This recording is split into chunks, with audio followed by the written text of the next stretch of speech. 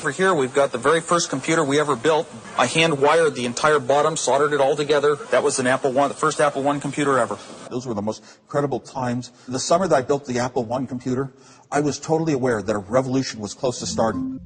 Steve Jobs came into town. He'd pop into town, see what I was up to, the latest thing I designed for fun, and then he'd somehow turn them into some money for both of us. So Steve Jobs went in to sell him some of our little boards that we built for $20. He said no. They want to buy the thing ready to go.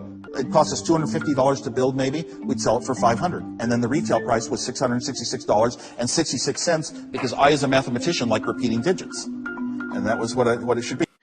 Hey YouTube world, Harvest is Plenty. Thanks for stopping by to check out the video. I want to read something to you real quick from Genesis 3 in the Bible. Now the serpent was more crafty than any other beast of the field that the Lord God had made. He said to the woman, did God actually say, you shall not eat of any tree in the garden? And the woman said to the serpent, we may eat of the fruit of the trees in the garden.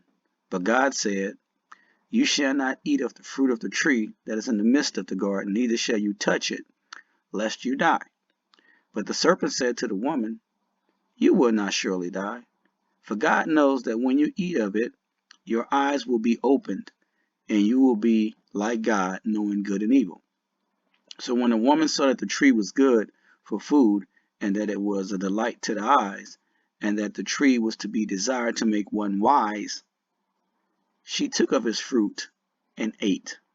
And she also gave some to her husband who was with her, and he ate. And that's the symbol of apple, the bitten apple from the Garden of Eden. Steve Jobs and Steve Wozniak are both affiliated with the ancient mystery religions, and they have both eaten from the fruit of the tree. For millions of flyers, your phone is already your boarding pass. And now Apple wants to make it your identification as well. Our business and tech reporter Scott Budman is at San Jose Airport to explain. Well, yeah, the idea is to use some technology that most of us already use to get through the airport faster. Apple calls it digital ID for your driver's license and passport, coming soon to an airport near you.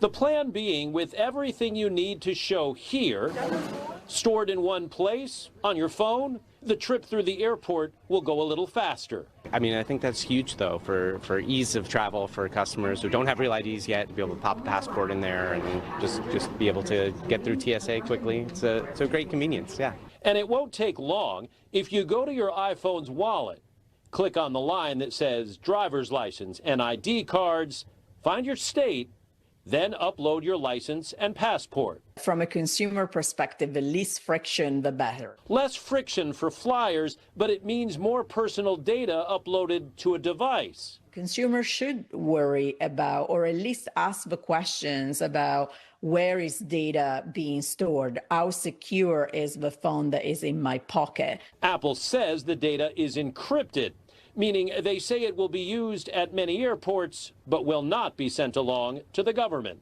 The program is currently being tested by the TSA. Apple says it plans to roll it out in about 250 U.S. airports starting this week. In San Jose, Scott Budman, NBC, Bay Area News. So I warned you guys that these things were coming and that they have accelerated everything. They're moving at warp speed, which is why Trump dubbed the pandemic Operation Warp Speed. Everything is accelerating. World Economic Forum and United Nations is accelerating everything. In Europe, in the UK, in Australia, in the Middle East, everything is accelerating because their time is short. Now, if you go back to 1976, the first Apple computer, the Apple I, it was sold for $666.66. It's on the screen right in front of you. In the intro, Steve Wozniak, he confirmed it. So they're telling you in real time, out of the horse's own mouth, where they stand and who they're rolling with. They're not rolling with the God of Abraham, Isaac, and Jacob. They're not rolling with Jesus Christ, our Savior and Redeemer. They're rolling with the fallen angels and Lucifer. That's how they were able to get the information and the knowledge that they have to build this technology.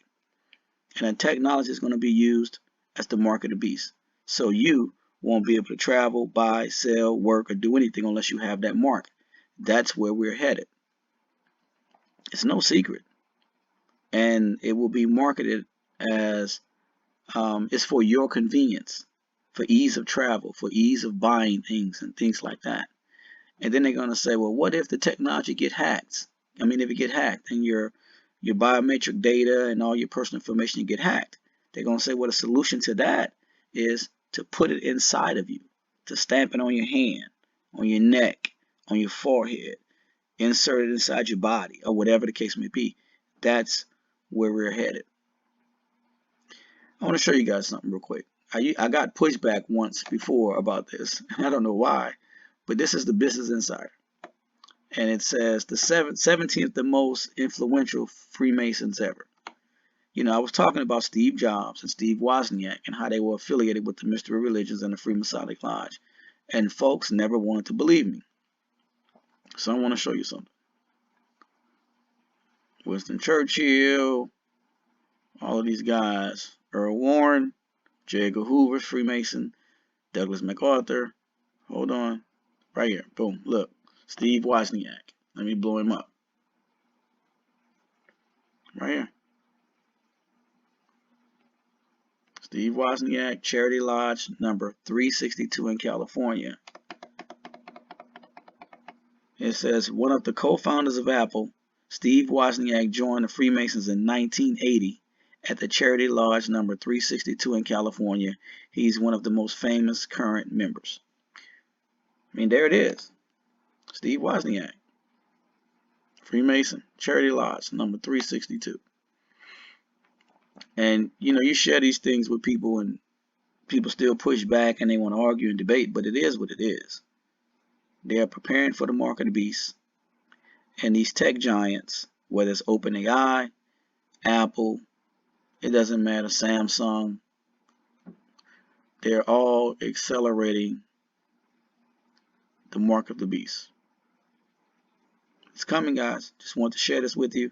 I love you. I'll be back with more content. Until then, may the good Lord continue to bless you and your family. If you ever forget your passport or driver's license at the airport, Apple has you covered. The tech giant is rolling out a new digital ID feature that lets iPhone users carry their passport details in their back pocket just in time for busy holiday travel.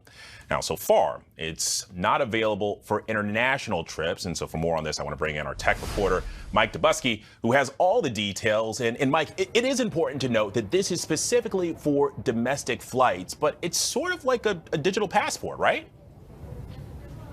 In some ways, yeah. So the way this works, Alex, is that you get your actual physical passport, you get out your phone, you take a picture of the front little photo page, and then you also scan the chip that's in the back of the passport. And then you also have to take a selfie, so Apple can actually make sure that you're the one trying to upload this digital ID, as it's known, to the Apple Wallet app. But after that, you can basically use this as what it sounds like, a digital ID. You can check in with TSA, again, only for domestic flights, and potentially down the line, you could use this for other purposes. Things like, getting into bars or ordering, things off websites that are over 21, things like alcohol from Uber Eats, for example. So in some ways, it's like a passport. In some ways, it's like a real ID or a driver's license. Well, and so, Mike, which airports are accepting this? About 250 of them across the United States at this point, across 12 states and Puerto Rico. So it is pretty widespread, and you can expect those numbers to go up as Apple rolls this out more broadly. This is still in beta testing, so the idea is you walk through a TSA line and then you go up to the little ID scanner. Instead of taking out your passport, you simply hold the power button down on your phone to open the Apple Wallet app, and it will scan your digital ID. In addition to that, you can, as the individual, also choose what information you're sharing. And it is still password protected in the same way that Apple Pay is. So if you hand your phone over to a TSA agent, they can see your ID, but they can't see anything else on your phone. Well, and Mike, look, I mean, my wallet, many of my credit cards are already stored on my phone. I've got facial recognition for security here. But are there security concerns about putting government ID info into a smartphone? I think there are just inherently, every time that we upload any form of identification or any sort of financial information to our tech devices. Now, Apple, for their part, say they don't have any insight into when you're using this digital ID, what information that you're sharing. But of course, there's the security concerns, Alex. There's also the sort of just practical concerns. What if you go to the airport, you're waiting in line for too long, and your phone battery runs out, or your phone just dies, or it breaks? There's some logistical concerns here that could pose a pretty big problem if people start leaving their actual identification at home. And that's why many officials are saying in these sort of early stages of this rollout, it's best to bring your passport with you, just in case. Just in case. All right, Mike, thanks for that. But like Da Vinci, Tesla, and Einstein before him, Jobs believed the inspiration for his groundbreaking inventions came to him because of something as profoundly simple as meditation. The Tassajara Zen Mountain Center in California's Los Padres National Forest is the oldest Japanese Buddhist Soto Zen monastery in the United States. It was here, while deep in meditation, that Jobs thought he received much of the inspiration that transformed the modern world. Steve Jobs encountered Buddhism in his early adult years and understood that contemplation for him was an important aspect. Looking back on his life and seeing what he did, certainly turning inward, clearing the mind, a contemplative approach to things had a big impact for him. Jobs believed Zen meditation allowed him to calm his thoughts so he could tap into a source of inspiration that existed outside his body. As Jobs described it, your mind just slows down, and you see a tremendous expanse in the moment. You see so much more than you could see before. To me, I think what was really going on there is that he was really good at getting into the flow state of consciousness. The flow state is an altered state of consciousness, but it's that state of consciousness to where all time seems to recede into the background. We seem to feel like we're one with what we're creating.